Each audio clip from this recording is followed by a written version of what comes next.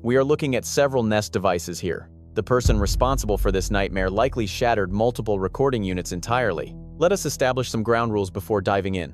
Every detail discussed today stems from confirmed journalism, public records, and direct quotes from identified experts. If a claim relies on just one informant, I will clearly point that out. Whenever I offer my own personal theories, you will be properly warned. Nobody mentioned today is officially accused of taking Nancy Guthrie. Remember that federal agents are still actively working this ongoing mystery. Nancy Guthrie is still gone. Her loved ones desperately need closure, and my ultimate goal here is uncovering the absolute truth. We are all familiar with that main porch lens. It abruptly shut down at exactly 1:47 in the morning on February 1st. Everyone has watched those chilling clips. A covered hand stretching toward the glass, intentionally blinding the single device designed to record faces and approaching cars. As we are aware, federal agents actually contacted Google directly, digging through deep server logs just to salvage any digital footprints left behind after the device died. Detectives have already torn that specific angle completely apart. That makes total sense. Since the porch footage proves Nancy Guthrie was targeted by a highly organized predator, the attacker pinpointed the exact surveillance locations. The intruder understood the tech had to be dismantled, executing that plan flawlessly. Yet today, we are shifting our entire focus. The public obsession regarding video proof has completely revolved around that primary entrance. An entirely separate network of protective technology guarding Nancy Guthrie's residence has been practically ignored by everyone. Several extra lenses were monitoring the rear lawn, the side perimeter, and the swimming zone triggered by movement. These monitors were seized by federal authorities, and insiders confirmed they were actively recording pictures that evening. A handful of these devices remained completely undisturbed during the kidnapping. Agents successfully extracted the media, and an insider later leaked the abduction night contents directly to ABC News. These devices operated perfectly, triggered purely by physical movement across the entire rear layout of Nancy Guthrie's estate. They recorded something huge. To borrow the exact phrasing from the insider, they saw absolutely zero strange activity. When asked to summarize this exact discovery, an informant closely tied to the massive abduction probe gave a chilling response. Confronted with blank recordings from the rear and side perimeters during the abduction timeline, they described it using a single terrifying term: bizarre. Anyone tracking this mystery since day one should feel a massive chill down their spine right now. Government agents never throw around theatrical terms casually. So strange never implies a mere coincidence.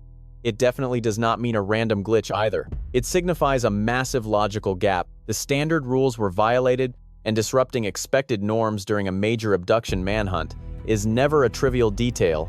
This is a crucial clue. We are unraveling this specific mystery entirely right now. Examining the digital perimeter at 7351 East Placida, Baja. Prior to discussing the backyard footage hits and misses, we must confirm the actual facts surrounding Nancy Guthrie's home security grid. I am talking about heavily researched facts, ignoring all those wild internet rumors. The main entry Nest unit is an absolute certainty. The Puma County Sheriff formally announced that the power was cut around 1:47 in the morning on February 1st, 2026. The visual evidence retrieved by federal agents included snapshots taken right before the lens shattered. Authorities partnered with Google to access deep cloud architecture, a reality documented and corroborated by numerous major journalistic publications. Nobody argues against those facts. Let us examine the actual house. Nancy Guthrie's residence inside the Sabino Canyon district of Tucson features a standard neighborhood layout containing rear entry points, swimming facilities, and lateral walkways, typical for that specific region of Tucson, especially for safety-conscious homeowners. Her grounds utilize supplemental recording equipment far beyond that primary porch device, relying on ABC News and their closely guarded law enforcement contacts. Federal investigators salvaged visual data from activity-triggered lenses pointing toward the rear lawn, lateral paths, and swimming deck. They were absolutely not filming 24/7. Operating strictly on kinetic triggers, these electronics snap rapid photos or tiny clips whenever a sensor trips, producing what insiders call miniature image files. Allow me to clarify this crucial technical point right now. That tiny file description matters because tracing origins is vital. ABC News informants near the official probe supplied this specific terminology. Neither the Puma County Sheriff nor federal agents have officially verified this publicly. Yet a highly respected network broke the story, and zero rival journalists have debunked it. Pointing this out simply highlights the solitary network origin. Absolutely not, because the facts seem remotely suspicious. Time to summarize. The main porch nest lens officially died at 1:47 a.m. The feds just locked down the holy grail of evidence: untouched motion camera footage covering the backyard, side yard, and pool. These specific lenses captured snapshot frames whenever movement occurred.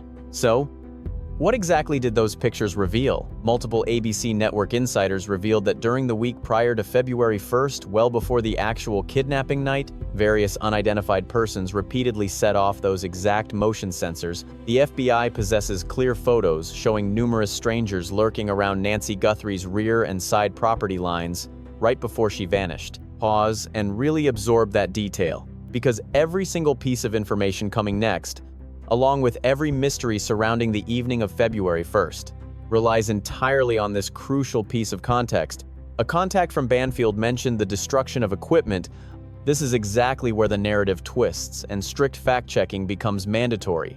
The drop-dead serious audio show hosted by Ashley Banfield, an outlet known for relentlessly hunting down police-linked insiders, broadcasted a theory, making the surveillance situation much bigger than just a porch lens. Based on an informant supposedly familiar with police operations, the perpetrators zeroed in on much more than merely the main entryway lens during the late hours of February 1st.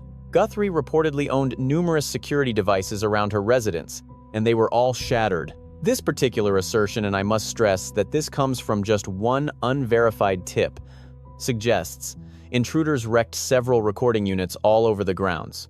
They allegedly took out the outdoor illumination too. Several outside bulbs were completely deactivated. We need to tread lightly with this detail. No other major media networks have verified this widespread destruction of property lighting and lenses as of this recording. It remains a solo tip from Banfield's show. Perhaps the informant is right, or maybe they only hold half the truth. The truth might lie somewhere in the middle. A few extra lenses might have been broken without matching the extreme scale reported. I honestly have no idea. All I can confirm is that it stems from one person, a fact I will repeatedly highlight. Let us explore the massive implications if this rumor actually turns out to be entirely factual. If an intruder methodically destroyed outside illumination and property-wide lenses during the kidnapping, rather than just hitting the porch, it reveals a deeply chilling level of tactical foresight driving this entire criminal operation. Amateurs don't systematically disable outdoor electronics during a kidnapping. You only pull that off if you have thoroughly scouted the terrain beforehand. Such precision requires knowing the exact placement of every single bulb and recording device. It means the attacker specifically calculated which angles could expose their identity. Detectives have a very specific term for this kind of groundwork. They call it advanced tactical scouting. Hitting those specific targets points directly to an assailant who did their homework. There is a major snag here.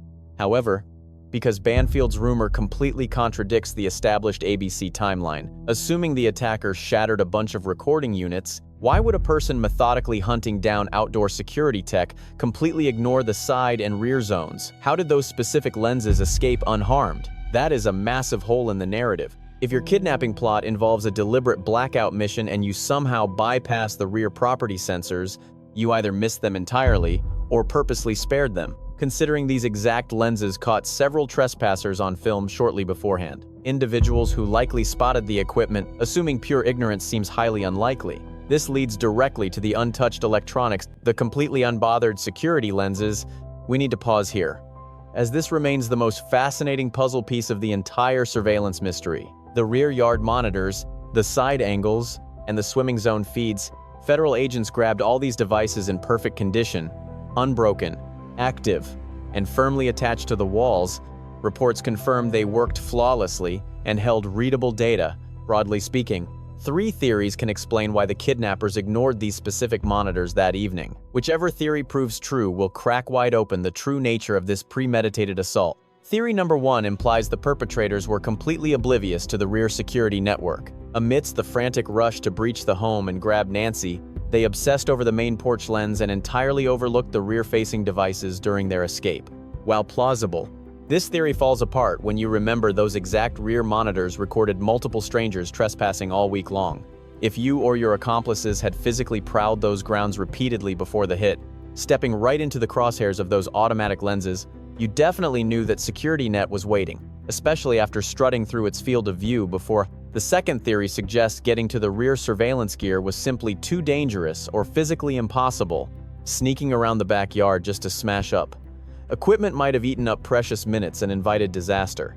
Perhaps taking out the main entrance camera was paramount for hiding street activity, making the rear yard tech a total afterthought.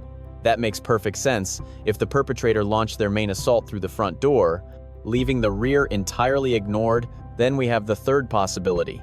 Nobody had to break that equipment, and it certainly was not due to a blind spot. Instead, the culprit guaranteed in advance that whatever got filmed during the kidnapping would vanish without a trace. Detectives seem to be leaning heavily into this specific hypothesis, judging by the subtle hints dropped by insiders. Calling the missing video bizarre perfectly matches the terrifyingly methodical blueprint we have witnessed from the very beginning. Anyone who properly scouted the premises and memorized every single blind spot would hold a massive advantage. Mastering those invisible tripwires allows a person to ghost right across the lawn, totally undetected. Routing an infiltration and getaway path outside the visual sweep becomes incredibly simple. Alternatively, taking the cyber route means you never have to dodge a lens because you already killed the feed digitally.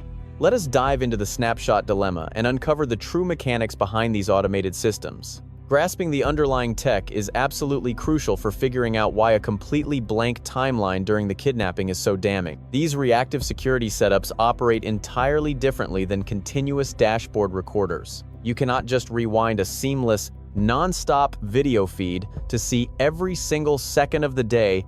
They rely entirely on environmental triggers. Firing up.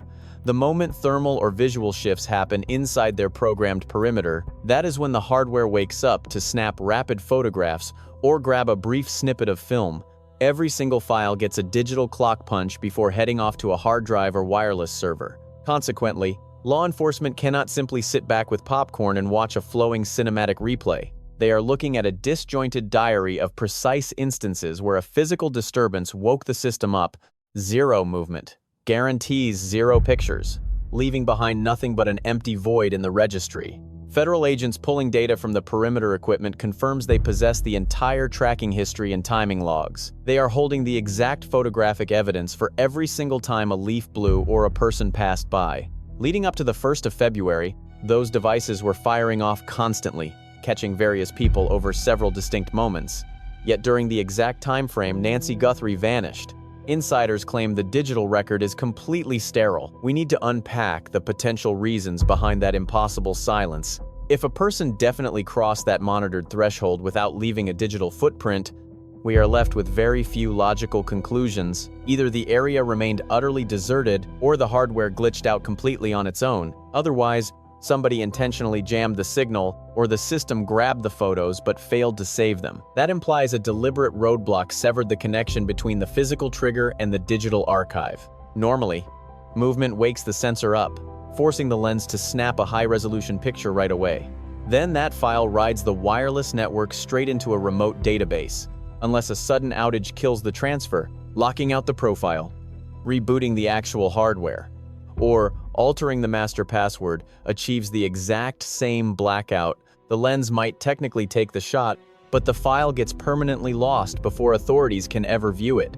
A skilled hacker could even log in from afar and command the software to ignore all physical movement entirely. We will dissect that cyber infiltration angle shortly, but laying out these technical foundations is absolutely non-negotiable right now. Coming up, empty-handed on the 1st of February is vastly different than dealing with an unmonitored house. It also does not inherently prove that the physical perimeter remained completely undisturbed by an intruder. Based on the network architecture, a blank screen could easily disguise a highly orchestrated and successful infiltration. Let us revisit that very specific phrasing leaked by ABC News, because the term bizarre carries massive implications during federal manhunts. Calling the lack of evidence strange heavily implies the missing data is the biggest clue of all. Pay close attention, because those passing remarks are actually critical pieces of evidence. Whenever an insider handling a high-level federal abduction case, someone holding absolute clearance to review granular forensic data, labels a specific discovery as bizarre. They certainly aren't just shooting the breeze, they are deliberately spotlighting a major anomaly, pointing out a clue that completely defies the established logic of the entire crime scene. Let me break down exactly why this matters. Suppose the rear surveillance systems caught absolutely zero activity, merely because the entire snatch and grab occurred right out by the street. Assuming the perpetrators strictly utilized the main entrance under the porch lens and completely avoided the rear lawn. A lack of footage wouldn't raise alarms. That would be completely normal. Detectives would never bat an eye at a blank recording from the back porch if the perpetrators never actually set foot back there. Because an insider explicitly called the silence strange, we know authorities definitely anticipated finding crucial movement on those specific feeds. They firmly believe those devices should have recorded the suspects, yet they found nothing. So what drove that specific assumption? Two crucial factors. The prior recordings showing various strangers lurking around the side alleys beforehand, and the tactical entry hypothesis detectives currently favor, assuming the task force concludes, based on separate findings, that Nancy Guthrie's captors infiltrated the residence through the back gate, utilizing that specific area to prep the strike. Then, empty video feeds become highly suspicious. The utter lack of recording is deafeningly suspicious. Look at this. Through a detective's lens, you have perfectly functional equipment that successfully recorded trespassers just 48 hours prior. A major felony goes down at that exact location. So you pull the hard drives fully anticipating a motion alert. You expect to see an intruder creeping across the lawn, sneaking up along the perimeter to ambush the victim. But you get total static by making the missing video the actual smoking gun. That precise lack of data is exactly why seasoned federal agents, veterans who have chased down murderers and hostage takers for 20 or 30 years, summarize the situation with one chilling word: bizarre. It implies either the lenses completely overlooked the breach because of a blind spot, a sudden glitch, or a remarkably stealthy infiltration path, or perhaps the equipment never failed at all. Someone actively disabled the system, meaning the blank tape isn't a mechanical error, but a calculated tactical signature left by the crew. The massive difference between an accidental oversight and deliberate sabotage of the surveillance net is, in my opinion, the absolute biggest mystery still haunting this entire case, especially regarding those shadowy trespassers. I need to circle back to the early surveillance tapes, because the media has completely ignored this vital piece of the puzzle. Insiders speaking with ABC News confirmed that the automated security sensors guarding the perimeter of the Guthrie estate caught multiple distinct figures just prior to February 1st, completely ruling out a solitary drifter. We are talking about a full crew returning time and time again. Let the sheer gravity of that fact sink in for a second, because in any abduction scenario, particularly when the Bureau openly treats the incident as a highly calculated hit rather than a crime of opportunity, mapping out the enemy's scouting phase becomes the ultimate priority. Snatching a target from their bed in a quiet suburb on a strict schedule requires intense planning, meaning you scout the location heavily. You physically walk the grounds to learn their daily habits. You map out every single weak point, noting the security setups, the floodlights, the hardware, the bedrooms, and the exact hour they fall asleep. All of this legwork happens weeks in advance, never on the actual night of the hit. Catching multiple prowlers tripping the alarms right up against the exterior walls shortly before the strike isn't just minor trivia. We are quite literally watching the hit squad prep their operation on tape, though I must admit, there are huge blind spots remaining. Their identities remain totally unknown. Even as federal agents actively run the visuals through their databases, yet no official leaks have confirmed if they actually have names to go with those faces, or if the family recognized them, or if they tie back to any prime suspects, leaving open the slight chance of a harmless excuse.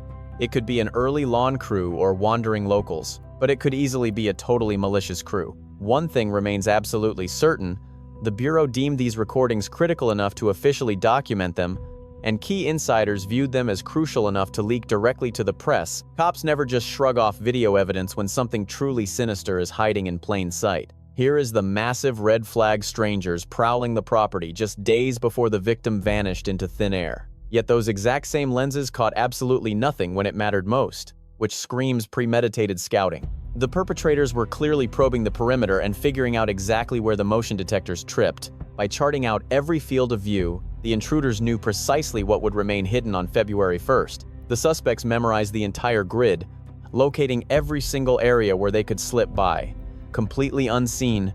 When the actual crime went down, these individuals knew exactly how to move without tripping a single alarm. Scouting out a target beforehand is about calculating every possible danger, not merely collecting basic intel. Criminals stalk the scene beforehand to guarantee they will not be caught off guard by unexpected security measures. Strolling through that lawn repeatedly allowed them to track the alert triggers and map out the system's exact responses. That gave the attackers a flawless blueprint of the property's surveillance weaknesses and total visual limitations. Consequently, on February 1st, the perpetrators either dodged the lenses perfectly or hacked the feeds to guarantee their own invisibility. Either scenario points to a highly calculated operation. Ruling out any random drifter or sudden crime of passion completely, the evidence heavily suggests a mastermind who possessed intimate knowledge of the entire residential layout. Now let us dive deeply into the tech aspect, specifically the Nest hardware and Google's overarching network. The media completely ignored a crucial tech detail, which perfectly explains how the feds tackled this terrifying mystery.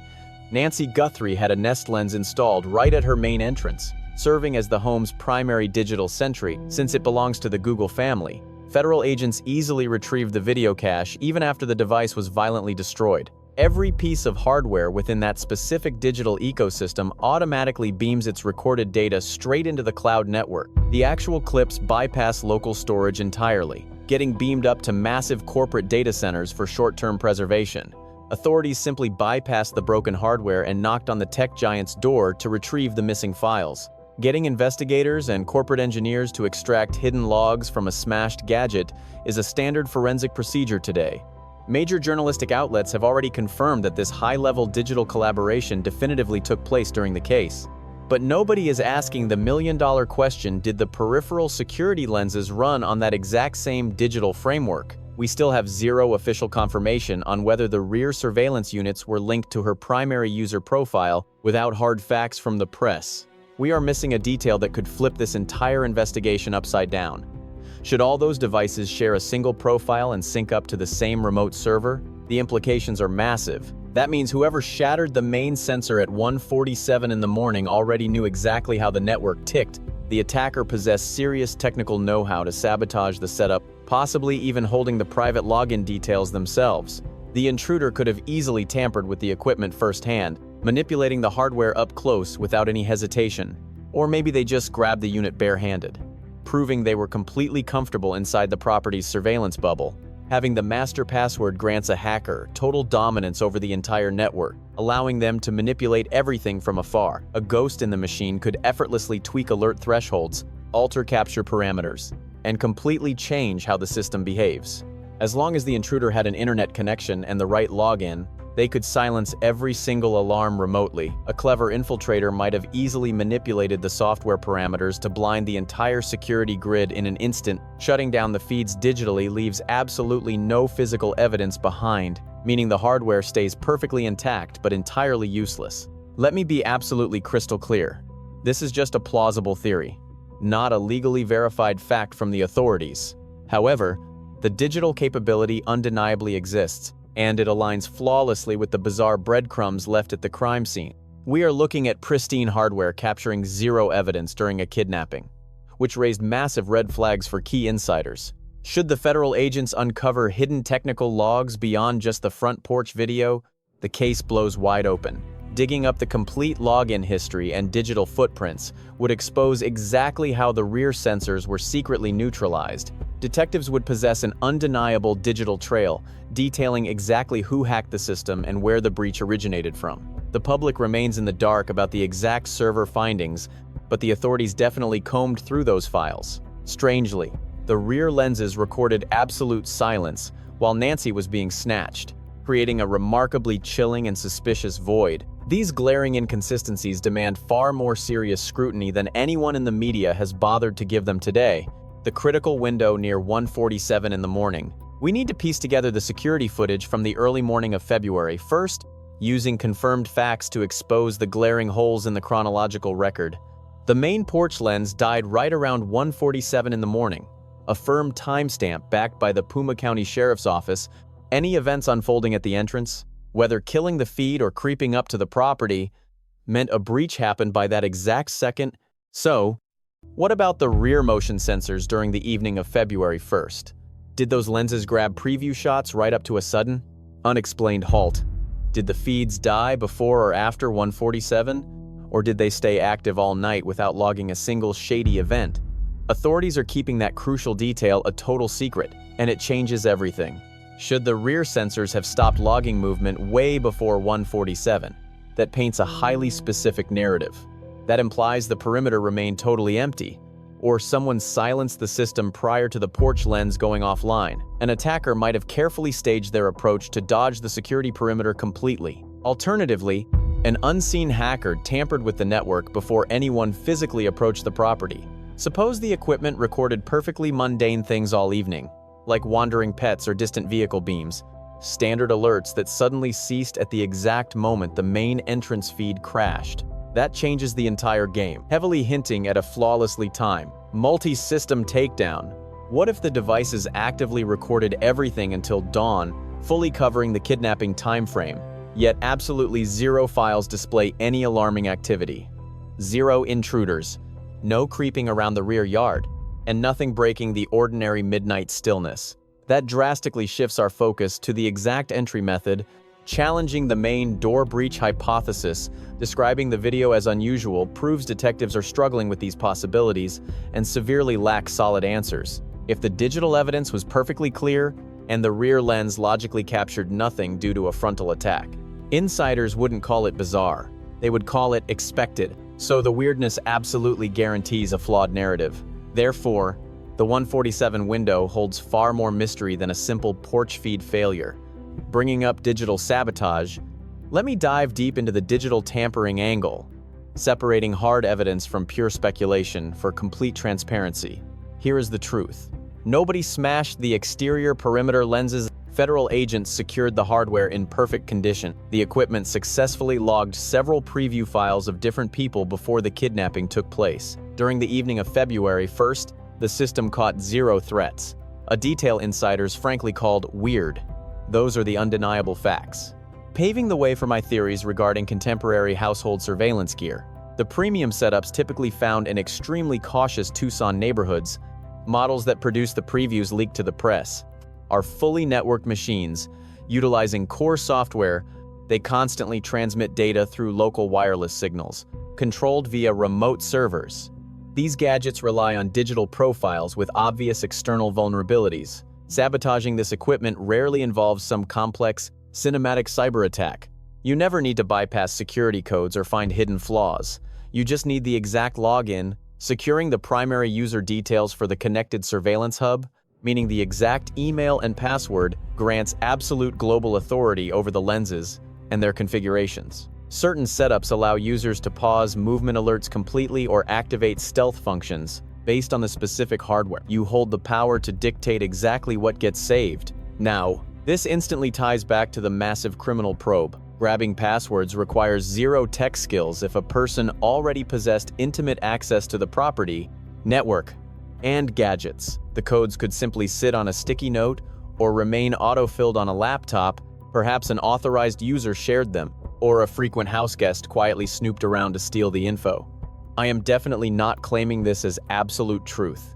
Since no official leaks confirm a digital breach yet, make no mistake, a clear route exists here, perfectly aligning with an offense that has continuously displayed signs of deep premeditation and potential intelligence leaked right from the inside.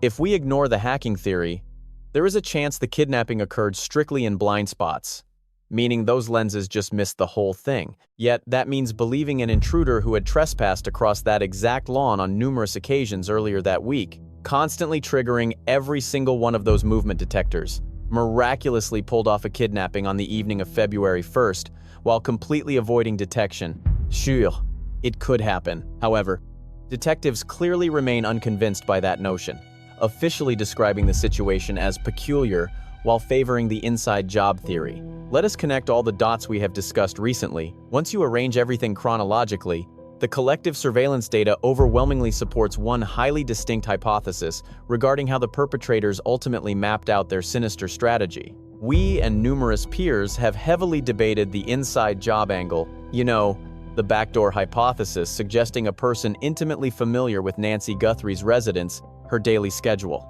the floor plan, and the alarm systems either participated firsthand or fed critical tactical details to the actual orchestrators. Analyzing the footage reveals undeniable, provable traces of intimate familiarity. Just consider the exact details.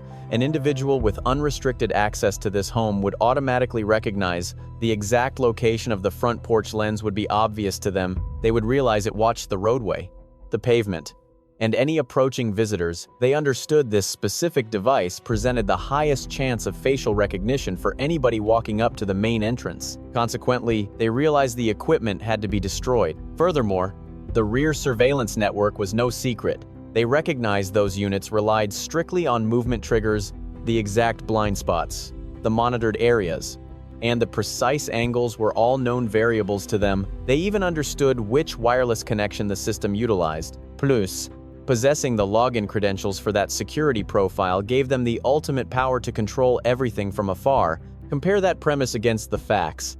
The main entrance lens gets deliberately neutralized. That checks out entirely. Meanwhile, the rear units remained completely untouched and perfectly functional. In the preceding week, those exact lenses successfully recorded multiple trespassers.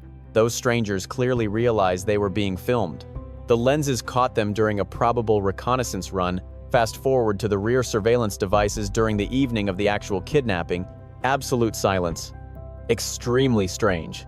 Anybody plotting an assault while holding intimate details regarding the estate's alarm grid would follow this exact same blueprint we are witnessing. You would violently smash the specific lenses, offering the highest chance of capturing your face. The rear monitors would require an alternative strategy, perhaps utilizing stolen login credentials, navigating carefully through undocumented gaps in coverage, or simply restricting your entire operation to the front lawn where the main device sat broken. A true hallmark of inside information goes beyond the visible actions taken. Frequently, the real clues lie in avoided steps and how those missing elements ultimately had zero impact on success. Nobody shattered those rear lenses, yet they filmed absolutely nothing unusual. This specific anomaly remains the primary focus for detectives right now. According to current intelligence and ongoing media updates, alongside all physical clues gathered during the extended period following February 1st, allow me to break down the current law enforcement priorities regarding this video documentation. At present, the main entrance recordings and whatever server data federal agents extracted from Google basically represent completely solved puzzles. Authorities have analyzed those files for ages, regardless of whether it confirms a suspect. The review is finished. Conversely, the rear and peripheral clips showing those early trespassers likely represent an ongoing manhunt right now. Federal agents possess the screenshots. They are constantly running facial recognition software, cross-referencing familiar acquaintances, and vetting absolutely anybody lingering around the estate prior to February 1st. Officials refuse to announce if these sweeps generated solid leads or propelled the hunt forward in any meaningful capacity. The missing time during the evening of the kidnapping, the absolute lack of footage from monitors designed to record everything stands as their highest priority. This matters not for facial recognition, but because it exposes their exact tactical playbook. Figuring out why the equipment failed to trigger essentially hands detectives the entire blueprint of the operation. Deconstructing the methodology immediately narrows down the list of suspects holding the necessary skills. The informant describing the situation as peculiar clearly remains fixated on that glaring detail. Honestly, I suspect federal authorities feel exactly the same. That dead air, those missing hours from lenses that easily recorded multiple trespassers all week long, represents a massive puzzle requiring a definitive answer. Federal agents absolutely refuse to walk away when a glaring mystery stares them right in the face. These professionals will relentlessly attack the puzzle from all sides until a clear answer emerges or new clues redirect their hunt. Currently, that missing surveillance footage serves as the crucial string they are unraveling to reveal the massive truth. We need to step back quickly because understanding how this video anomaly fits into the grand scheme of Nancy Guthrie's case is absolutely essential. My previous videos have thoroughly demonstrated why this chilling incident was definitely not some spontaneous act of violence. We explored the laser-focused kidnapping plot, the incredibly precise entry methods, the calculated schedule, and the fake crime scene possibilities. We also scrutinized that bizarre secondary extortion letter, the rear entry points, and the shocking arrest of a local deputy for an unrelated hostage situation. Plus, we examined how all those wild elements might link directly back to our main mystery and the available surveillance clips, taking everything together. This security system anomaly actually makes the entire narrative crystal clear, instead of just piling on more confusing details. It illuminates the truth by giving us a hardcore look at how these suspects meticulously prepped their attack, rather than showing the actual snatching. In the lead-up to the event, multiple unknown individuals trespassed on that rear lawn several different times. The security devices worked perfectly fine then, capturing images and tracking movement. But they went absolutely dead on the evening of the attack. Had this been an opportunistic strike by a wandering criminal who just decided to make a move on a whim, things would be different. The electronic footprint wouldn't match our current reality, because disorganized thugs do not loiter around a victim's yard for an entire week. An impulsive attacker certainly would not carefully blind a porch lens using covered fingers, displaying an expert understanding of where the tech was mounted. A chaotic intruder also wouldn't manage to bypass the rear sensors completely, leaving them fully functional, yet completely devoid of any useful recordings. This story delivers a powerful and unsettling lesson about the hidden vulnerabilities in a world we often believe is secure. Technology, cameras, and smart systems may give us a sense of control, but they are not a guarantee of safety. True protection requires awareness, responsibility, and constant vigilance. One of the most important takeaways is that preparation matters both for good and for harm. Just as investigators carefully analyze every detail to uncover the truth, those with harmful intent may also plan, observe, and exploit weaknesses over time.